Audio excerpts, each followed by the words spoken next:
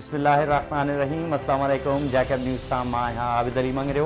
पेश आहिनि हिन वक़्त जूं हेडलाइन। जैकबाबाद में अदालती हुकुम ते नाजायज़ अदावतुनि ख़िलाफ़ सूमरा शाख ते कार्रवाई। आबपाशी अमले पारां असिस्टेंट कमिश्नर मुख्तियार कार जी निगरानी में हैवी मशीनरी ज़रिए सूमरा शाख जे कप ते ठहियल घर ड्राहे पट कया विया। ऑपरेशन दौरान इलाइक़े वासियुनि जो चवणु हो त अदालती हुकुम ते अझा ड्राहिया विया आहिनि। अदालत खे अपील आहे त असांखे मुतबादिल जाइ ॾिनी वञे। सोबतपुर में हथियारबंदनि जी फायरिंग, 2 ॼणा क़तल, 2 ज़ख़्मी। चतनपट्टी थाणे जी हद भंड में अणसुञातल हथियारबंदनि दुकान ते हमिलो करे ॾिनो।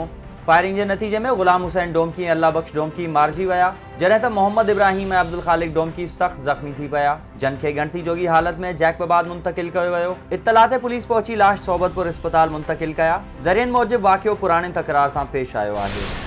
डहरकी में कारें इल्ज़ाम हेठ मुड़स हथां ज़ाल क़तल, जवाबदार गिरफ़्तार। डहरकी जी सिद्दीक़ कॉलोनी में असद अली जट पंहिंजी नौजवान ज़ाल सना मथां कारें तोहमत बणंदे खेसि गोलियूं हणी क़तल करे छॾियो। इत्तला ते हद जी पुलिस औरत जो लाश सिविल अस्पताल पहुचायो, जितां पोस्टमार्टम बाद मक़तूला जो मड़ वारिसनि हवाले कयो वियो। पुलिस मूजिब जवाबदार खे गिरफ़्तार कयो वियो आहे। शिकारपुर इंतज़ामिया जो दोस्त शाख जे 2 कबरनि ते ऑपरेशन जारी। केतिरियूं ई अदावतूं पट। सुल्तानकोट वेझो आबपाशी खाते पुलिस नफ़री साण करे शिकारपुर जैकबाबाद रोड तां गुज़रंदड़ दोस्त शाख जे 2 पासनि खां ऑपरेशन कंदे अदावतूं ड्राहे पट कयूं। पीपल्स पार्टी अॻवान सरदार लतीफ़ खोसा चयो आहे त मुल्क बदतरीन हालतनि मां गुज़री रहियो आहे। अॼु जेके मुल्क में हुकूमत करे रहिया आहिनि उहे इलेक्टेड न आहिनि। जेकॾहिं उन्हनि खां कारकर्दगी बाबति पुछो त जवाब में अपोज़िशन खे गारियूं ॾियनि था। अहिड़े ख़्यालनि जो इज़हार हुन सखर बार जे वकीलनि खे ख़िताब कंदे कयो। हुन चए थो उन्हनि खां को पुछे त 1 करोड़ नौकरियुनि ऐं 50 लख घरनि जो छा थियो। सेनेट में ॻुझी राय ॾियण जो हक़ हुजे हा त यूसुफ रज़ा गिलानी खटे वञे हा, पर ईअं कोन कयो वियो। फंक्शनल लीग अॻवान फ़कीर इनायत बुर्रो रोडी पुलिस हथां गिरफ़्तार। फंक्शनल लीग जे नाइब सदर खे गिरफ़्तार करण बाबति पुलिस मौक़िफ़ इख़्तियार कंदे चयो आहे त आबपाशी खाते पारां नारा केनाल ते नाजाइज़ अदावतूं हटाइण दौरान फ़कीर इनायत एहतजाज कराए नेशनल हाईवे बंदि करायो हो, जंहिंजो केस दाख़िल करण बाद खेसि गिरफ़्तार कयो वियो आहे। DC मटियारी ज़िले में कोरोना वैक्सीनेशन सेंटर जो इफ़्तिताह करे छॾियो। Deputy commissioner Matiari Syed Murtaza Ali Shah corona vaccination centre जे इफ़्तिताह बाद मीडिया सां ॻाल्हाईंदे चयो त पहिरें मरहले में फ्रंटलाइन वर्कर्स जी वैक्सीनेशन शुरू कई वेंदी। हुकूमती पॉलिसी मूजिब आम माण्हुनि जे बचाव लाइ बि वैक्सीनेशन जी पिण जल्द शुरूआत थींदी।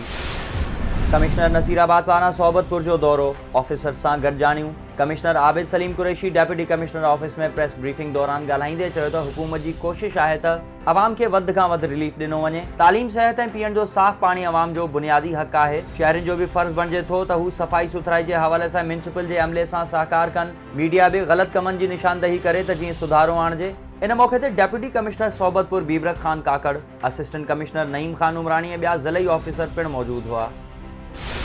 मटियारी में पॉपुलेशन खाते पारां 1 ॾियारे जो फैमिली हेल्थ मेलो लगायो वियो। यूनियन काउंसिल ताजपुर में आप जे नाले सां लगायल मेले में district population officer Shahabuddin Memon, doctor Tahmina Naseem, दोस्त अली शेख ऐं ॿियनि शिरकत कई। मेले दौरान मुख़्तलिफ़ फलाही इदारनि पारां फैमिली प्लानिंग ऐं औरतानी बीमारियुनि बाबति मुफ़्त दवायूं पिण ॾिनियूं वयूं। पॉपुलेशन ऑफिसर जो चवणु हो त मटियारी जे मुख़्तलिफ़ ॻोठनि में जागरता पैदा करण लाइ अहिड़ा मेला लगाया पिया वञनि। कंदकोट में PPMPA जे सौट पारां JUI में शमूलियत जो ऐलान। मीर आबिद ख़ान सुंदरानी जे सौट मीर इक़बाल ख़ान सुंदरानी JUI जे मरकज़ी अॻवान मौलाना अब्दुल गफ़ूर हैदरी सां मुलाक़ात बाद JUI में ऐलान करे छॾियो। मीर इक़बाल ख़ान सुंदरानी पारां प्रेस कॉन्फ्रेंस दौरान JUI में शमूलियत करण जो ऐलान कयो वियो। थारो शाह में मासूम बालक सां बदफ़ैली जी कोशिश। नीगर जी माउ पारां थाणे ते फरियाद। 10 वरियनि जे नीगर बिलावल मंगणहार सां असद अबड़ो पारां मुबैना बदफ़ेरी जी कोशिश ख़िलाफ़ नीगर जी अमड़ थाणे पहुची NC दाख़िल कराई। संदसि चवणु हो त असद अबड़ो पैसनि जी लालच ॾेई मुंहिंजे मासूम पुट खे पंहिंजी औताक में बंदि करे हवस जो निशानो बणाइणु चाहे पियो। नीगर जी रड़ियुनि ते खेसि आज़ादु कयो। हुन अपील कई त जवाबदार खे गिरफ़्तार कयो वञे। कंदकोट इंडस हाईवे ते 2 मोटरसाइकिलनि में टक्कर, 5 ॼणा ज़ख़्मी। इंडस हाईवे ते 2 तेज़ रफ़्तार मोटरसाइकिलनि में आमो साम्हूं टक्कर जे नतीजे में 2 औरतुनि समेत 5 ॼणा ज़ख़्मी थी पिया, जिन खे कंदकोट अस्पताल मुंतकिल कयो वियो। हीरा रोड में 11वीं शरीफ़ जे सिलसिले में सूफ़ियानी महफ़िल। फ़कीर कामिल राजभर पारां करायल सूफ़ियानी महफ़िल में शहर जे सियासी समाजी अॻवाननि शिरकत कई, जिते सूफ़ी फ़नकारनि उस्ताद ग़ुलाम हैदर मंगी, उस्ताद ग़ुलाम मोहम्मद शेख, सज्जाद अली कीरियो, मुहर्रम शेख ऐं ॿियनि सूफ़ी राग ॿुधाया। सजावल में अवामी तहरीक पारां सिंध जूं ज़मीनूं खपाइण ख़िलाफ़ अवामी सुजाग रैली। अवामी तहरीक पारां 2 ॾींहनि जी अवामी सुजागी रैली झोक शरीफ खां मरकज़ी सदर डॉक्टर रसूल बख्श ख़ास खैली, अब्दुल कादिर रांटो, नूर अहमद कातियार, सिंधियाणी तहरीक जी मरकज़ी सदर सुभानी डाहिरी, सिंधी हारी तहरीक जे मरकज़ी सदर डॉक्टर दिलदार लगारी ऐं सजावल ज़िले सदर हुसैन आज़ाद जी अॻवानी में कढी वई, जेका झोक शरीफ, मीरपुर बटोरो, जाती चौक, जाती शहर, छछ जहान खान, लाडियूं ऐं चूहड़ जमाली जे नंढनि वॾनि चौकनि ते एहतजाज रिकॉर्ड कराईंदे सजावल शहर पहुती। वक़्तां जूं हेडलाइंस, वधीक ख़बरुनि ऐं अपडेट्स लाइ विज़िट कयो असांजी वेबसाइट www.jacobnewshd.com ऐं फेसबुक ते फॉलो कयो। ॾिसंदा रहो जैकब न्यूज़, ख़बर खां हक़ीक़त ताईं।